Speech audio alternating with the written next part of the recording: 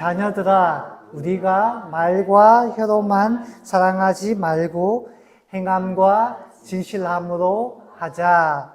아멘. 본서의 저자는 사도 요한입니다.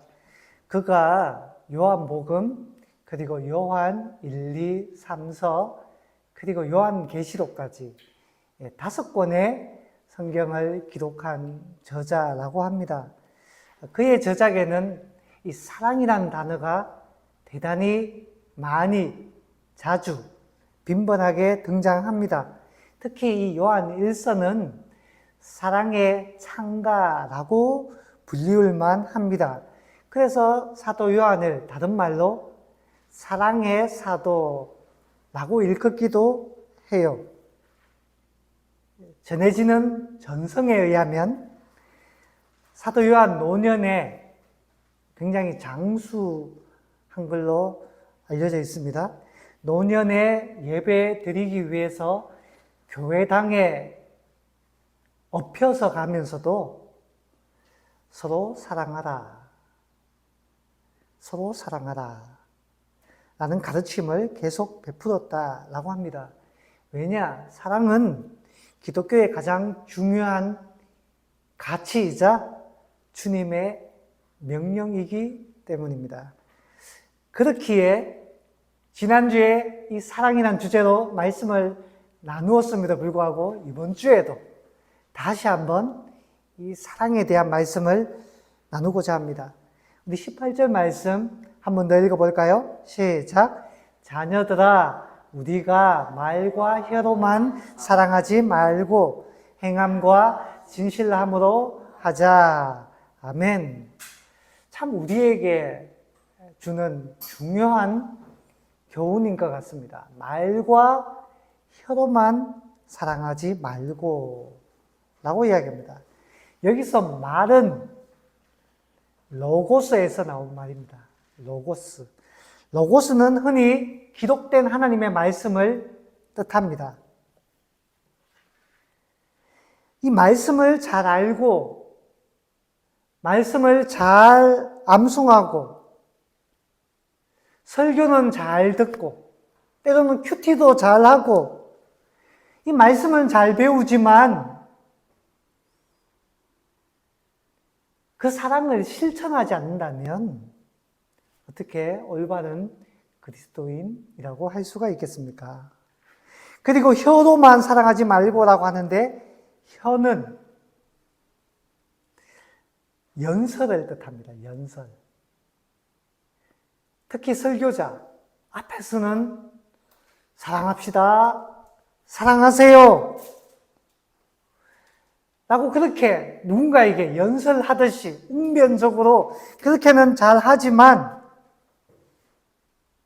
그렇게만 해서는 안 된다는 거예요. 행함과 진실함으로 해야 된다는 겁니다. 이 혀, 이 연설 참 마음에 찔렸습니다. 제가 참 마음에 찔렸어요. 타인에게 말씀을 가르치고 설교를 하는 목사이지만 제 자신을 돌아보게 하는 말씀이기도 합니다. 제가 목사 안수 받기 전에 목사고시라는 시험을 칩니다. 참고로 어렵지 않은 시험이에요. 목사가 되기 전에 강도사 고시라고 있습니다.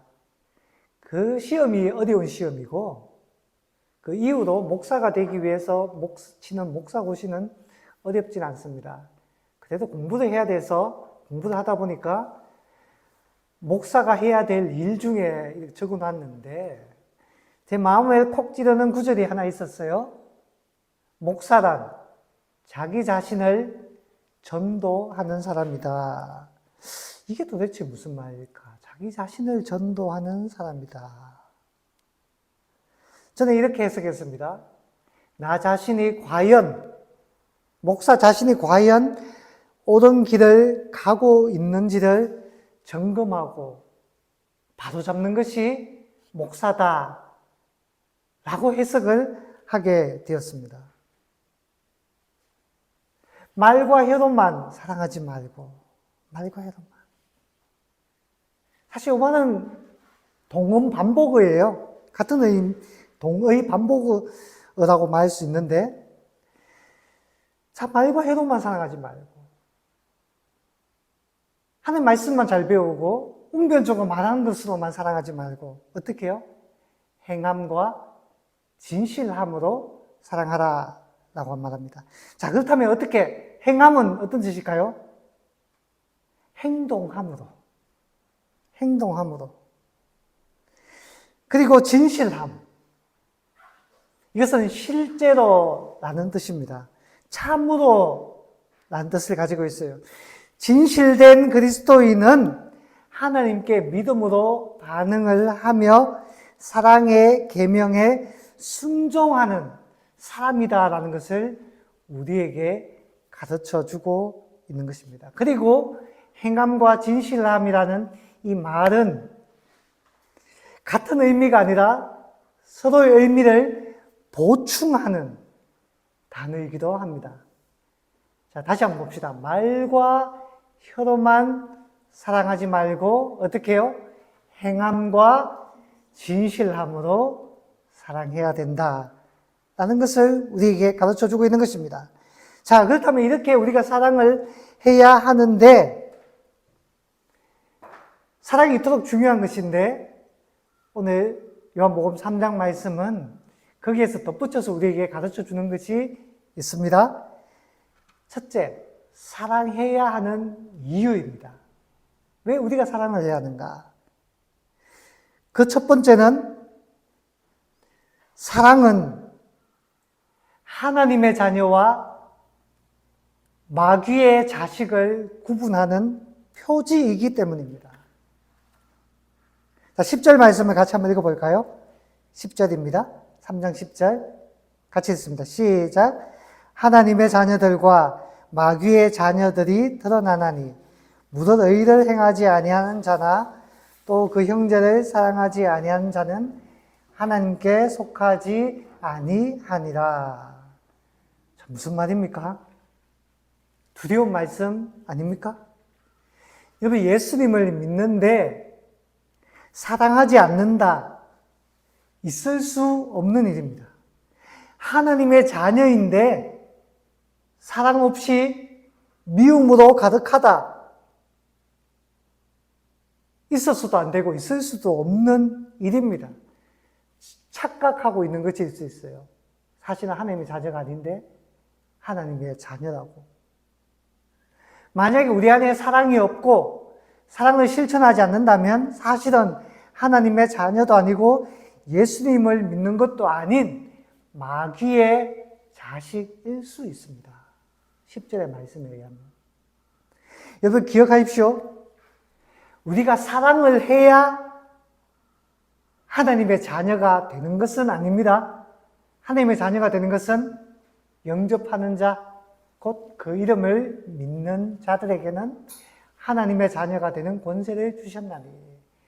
믿으면 하나님의 자녀가 됩니다.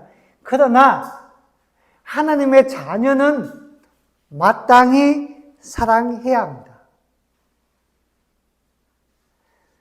열매를 보고 나무를 안다라고 했습니다. 포도송이가 달려있으면 그 나무는 무슨 나무예요? 감나무입니까? 배나무예요? 포도나무입니다. 사과가 달려있으면 그 나무는 복숭아 나무인가요? 감람나무인가요? 사과나무입니다. 우리가 사랑하면 하나님의 자녀이구나 정명이 되는 것입니다. 하나님은 그것을 꼭 기억하시기 바랍니다. 두 번째 사랑해야 하는 이유는 사랑은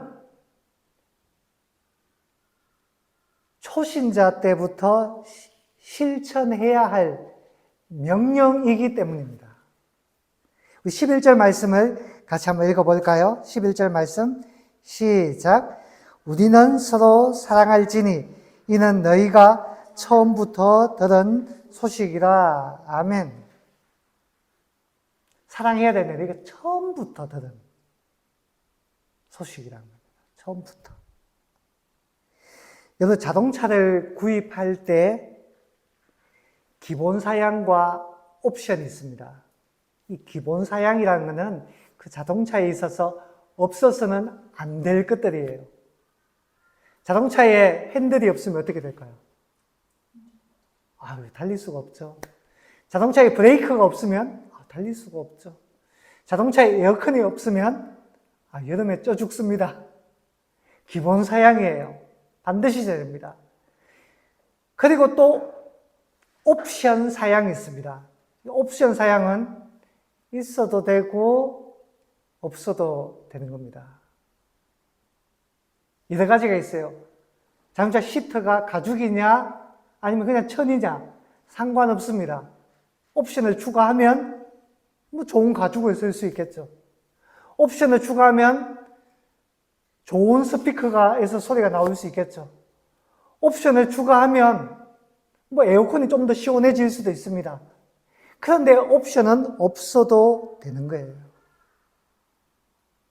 근데 사랑은 뭐예요? 처음부터 들은 반드시 해야만 되는 기본 사양입니다. 여러분 대학교 가서도 필수 과목과 선택 과목이 있습니다. 사랑은 어디예요? 필수 과목입니다. 점수를 받지 못하면 낙제를 받게 됩니다. 너 하나님의 자녀 아니지. 신입생도 필수 과목은 반드시 이수해야 돼요. 마찬가지입니다. 초신자, 처음 예수를 믿을 때, 이제 갓 교회를 나오기 시작해도 예수를 믿는다면 사랑해야 합니다. 저는 아직 성경도 좀 잘 모르고 예수님 믿은 지 얼마 안 되고 익숙하지 않아서 사랑은 좀 뒤로 미루면 안 될까요? 만약 그 마음이 진짜라면 그 사람은 어쩌면 예수님을 안 믿고 있는 것일지도 모릅니다. 처음부터 우리가 들었어요. 사랑하라. 초신자는 아니든 사랑은 마땅히 해야 할 것이기 때문에 사도 요한은 사랑에 대해서 이토록 강조하고 있는 것입니다. 자, 그렇다면 두 번째 넘어가 봅시다. 이토록 중요한 사랑을 우리는 어떻게 적용을 해야 할까요?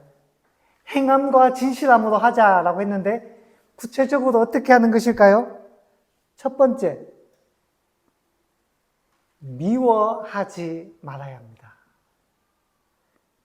다른 말로 용납해 주어라 라는 말입니다. 왜냐, 앞에 예를 들어 놓았어요. 우리 12절 말씀을 같이 한번 읽어볼까요? 12절 시작. 가인같이 하지 말라. 그는 악한 자에게 속하고 그 아우를 죽였으니 어떤 이유로 죽였느냐? 자기의 행위는 악하고 그의 아우의 행위는 의로움이라. 가인과 같이 하지 말라라고 하는데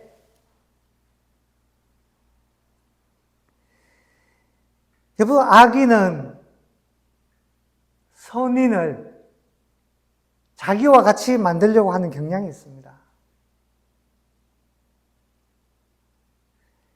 여러분, 학교에서 경험할지 모르겠는데 담배 피는 친구 있어요? 없어요? 목사님 때는 화장실만 가면 쉬는 시간에 화장실에 화생방 상황이었어요. 연기가 가득해가지고. 근데 그 담배 피는 친구는 혼자만 피잖아요. 너도 펴봐. 군대 가도 똑같은 일들이 있습니다. 술 마시는 친구는 혼자만 마시지 않습니다. 너도 마셔봐. 더 나아가서 마약하는 사람은 같이 마약을 하게 만듭니다. 안 될 곳에 같이 가게 하고 같이 악한 일에 참여하게 함으로 카르텔을 형성하고 물들게 만듭니다. 그래서 나온 유명한 한자가 있죠. 검묵자흑. 어울리다 보면 같이 검게 되는 것입니다. 그런데 그렇게 거절하고 올바른 삶을 살고자 하면 해를 끼치는 경우가 있어요. 나쁜 사람들은. 해를 끼치고자 합니다. 가인이 그와 같습니다.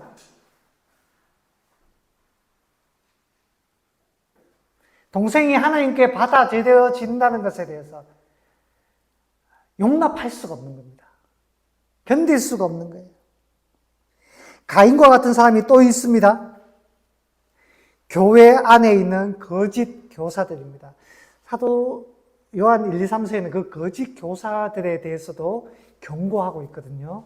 저희 교회는 아직 작은 공동체라서 그런 사람이 없는데 교회 안에 잘못된 가르침을 자꾸 가르치고 사람들을 신앙에서 탈선하게 만들려는 사람들이 생길 수 있습니다. 사도 요한이 있었던 공동체에도 그런 사람들이 있었어요. 그 중에 대표적인 인물이 디오드레베입니다. 요한 3서에 등장하죠. 이 디오드레베는 하나님의 교회는 누가 주인입니까? 예수 그리스도를 머리로. 우리는 그의 지체라. 그렇다면 교회의 머리는 누구입니까? 하나님, 예수 그리스도. 근데 이 디오드레베는 자기가 머리가 되려고 했어요. 자기가 교회의 주인이 되려고 했어요. 그래서 나그네들, 찾아오는 사역자들 내쫓았습니다. 거절하고 박대하고 쫓아냈어요. 사도 요한은 그렇게 하지 말라라고 이야기합니다. 여러분, 사랑은 내쫓는 것이 아닙니다. 사랑은 밉다고 거절하고 배척하는 것이 아닙니다. 가인과 같이 하면 안 되고 디오드레베와 같이 하면 안 됩니다. 사랑은 이해하고 용납하고 품어 주는 것입니다. 여러분도 잘 아시잖아요. 목사님이 어떻게 품어주는지.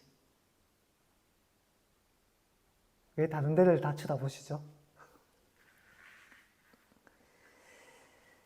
예수님이 어떻게 제자들을 사랑하고 죄인들을 용납하셨는가를 기억해야 합니다.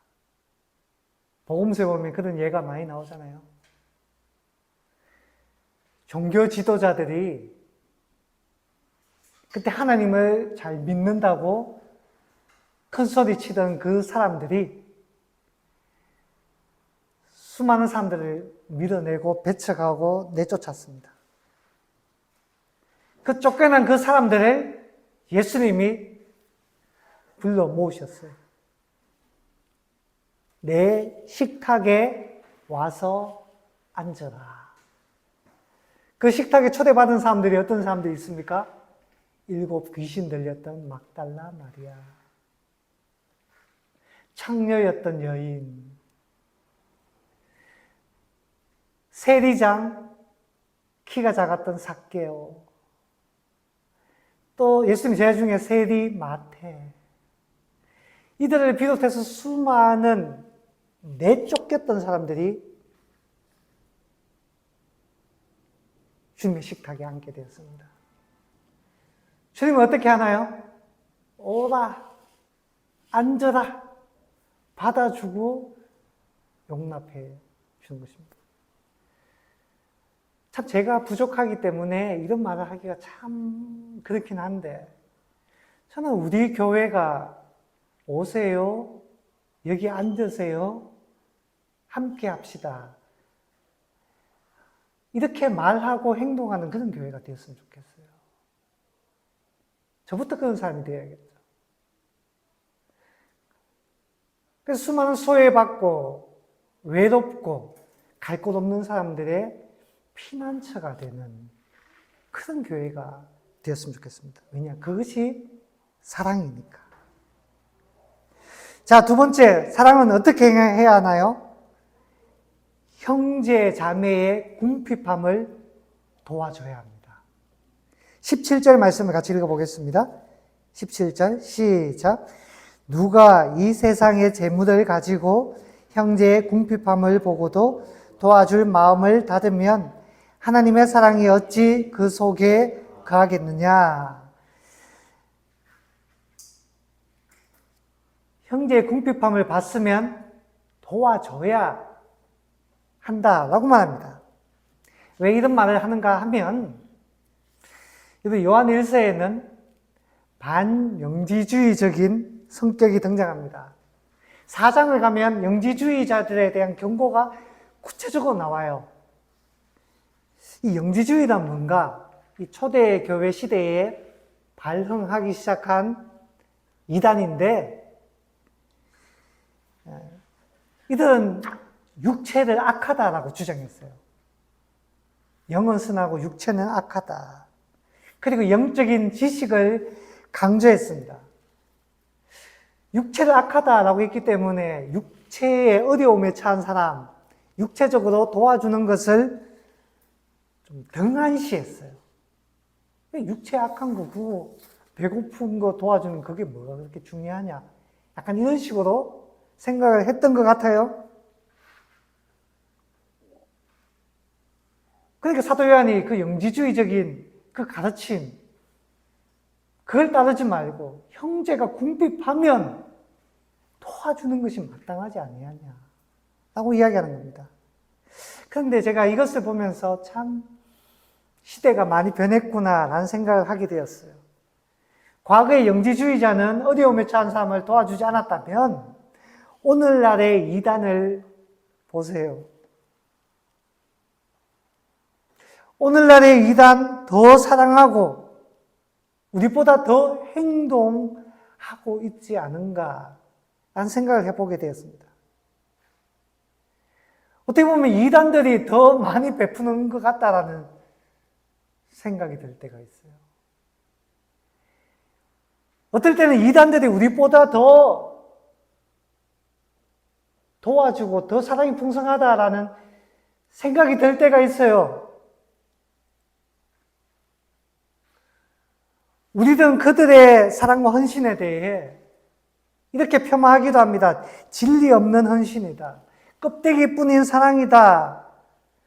라고 폄하하기도 하지만 사실은 우리 자신을 한번 돌아봐야 합니다.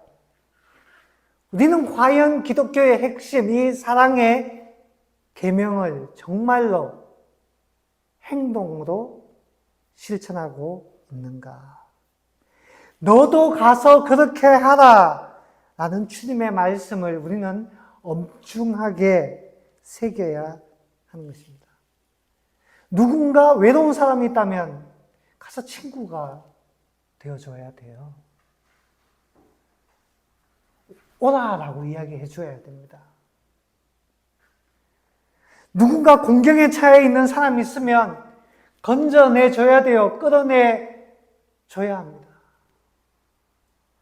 제가 참 감동적인 영상을 보게 됐어요. 비가 오는데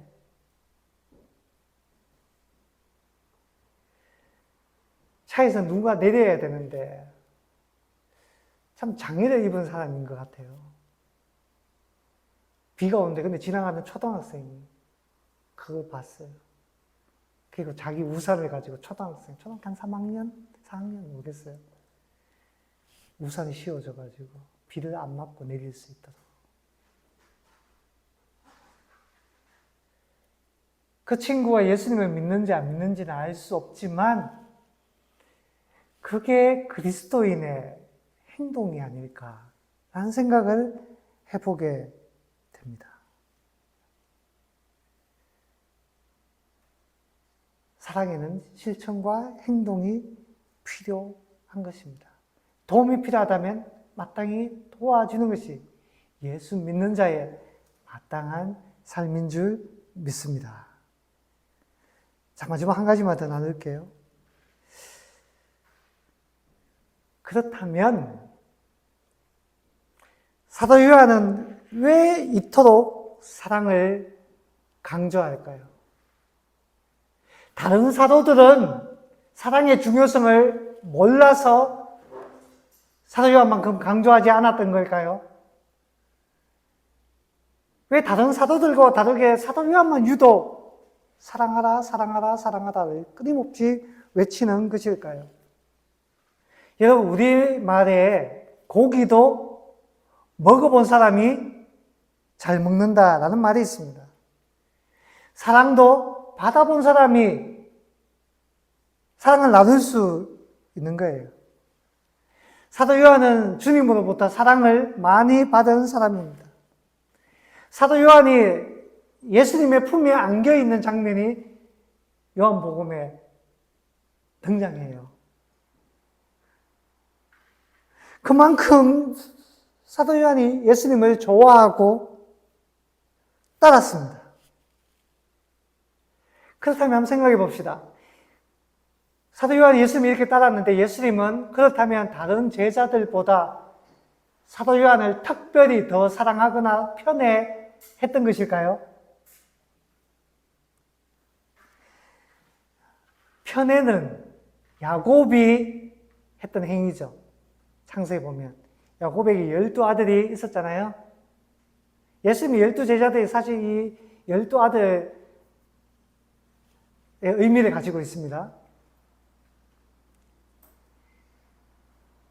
야곱이 그 중에 한 명을 특별히 편애했어요. 누구요? 요셉. 편애했자 어떤 일들이 발생하나요? 요셉만 색동옷을 입고 요셉만 아빠가 잘해주고 그러다 보니 요셉이 형들을 고발하기 시작합니다. 아빠가 나를 이렇게 사랑하는데 다른 사람이 흠이 보이기 시작한 거예요. 형들에게는 그런 흠이 있으니까 사랑 못 받는 거 아니야. 그래서 그 흠을 아버지한테 막 고발해요. 결과가 어떻게 됐습니까? 형들로부터 미움을 받게 되죠. 그래서 팔려나가게 됩니다. 편애는 좋지 않은 거예요.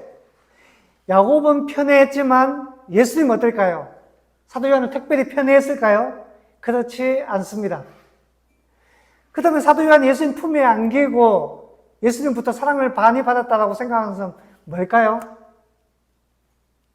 똑같이 다른 제자들과 똑같이 사랑을 받았지만 사도 요한에게는 감동이 있는 겁니다.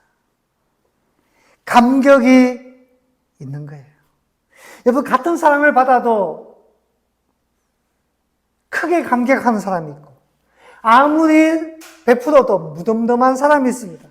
요한은 감사할 줄 아는 사람이에요. 여러분, 이게 중요합니다. 내가 받는 사랑의 가치를 깨달아야 합니다. 우리는 얼마나 사랑을 많이 받은 사람입니까? 하나님의 사랑을 생각해 봅시다. 예수님께서 십자가를 지시면 누구를 위한 것입니까? 나를 위한 것이잖아요. 하나님은 나를 어떻게 사랑하시는가? 나를 어떻게 여기시는가? 나를 정죄하시는가? 아니면 하나님의 사랑으로 품어주시는가? 품어주시는 주님의 사랑을 깨달아야 합니다. 느껴야 해요. 그 사랑이 내 안에 차곡차곡 쌓이고 차고 넘쳐서 흘러 가야 돼요. 만약에 그 사랑을 깨닫지 못한다면, 그 사랑이 무덤덤하다면 어쩌면 우리는 깨진 웅덩이, 터져버린 웅덩이에 깨진 항아리와 같을지도 모릅니다. 왜냐? 사랑을 부어줘도 다 쏟아버리고 없는 거예요. 우리 마음에 상처가 있다면 주님의 사랑이 부어져도 깨닫지를 못합니다. 내 마음이 깨어져 있다면 늘 공허할 뿐입니다.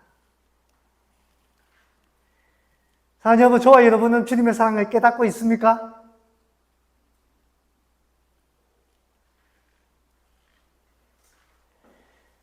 깨진 사람은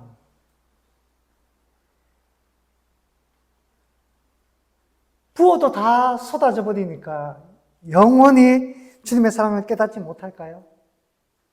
아닙니다. 방법이 하나 있습니다. 방법이 하나.